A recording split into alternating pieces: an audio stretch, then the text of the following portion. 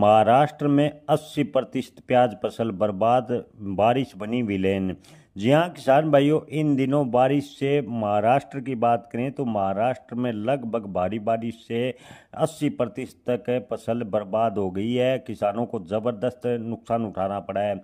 तो वहीं जिन किसान भाइयों के पास प्याज रखा है उनको थोड़ी बहुत राहत मिल सकती है, लेकिन महाराष्ट्र में प्याज का 80% तक नुकसान बताया जा रहा है। आने वाले कुछ दिनों में प्याज की किल्लत होने से प्याज के भाव में थोड़ी तेजी बनेगी। बारिश कम होने पर सरकार किसानों को खेती शुरू करने के लिए कह रही है, लेकिन महाराष्ट्र के किसान प्याज की खेती से लगातार किनारा कर रहे हैं।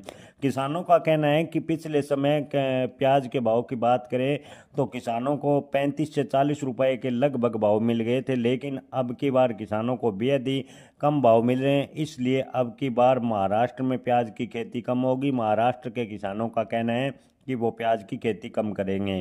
केरल समेत दक्षिण भारत के कई राज्यों में जो प्याज नासिक से जाता है, सरकारी आंकड़ों के अनुसार अकेले 5 लाख एकड़ से ज़्यादा फसल नासिक से बर्बाद हुई है, जो इसमें से 2 लाख से ज़्यादा किसान संकट में हैं। यानी किसानों को ज़बरदस्त नुकसान प्याज फसल में महाराष्ट्र में उठाना पड़ा है।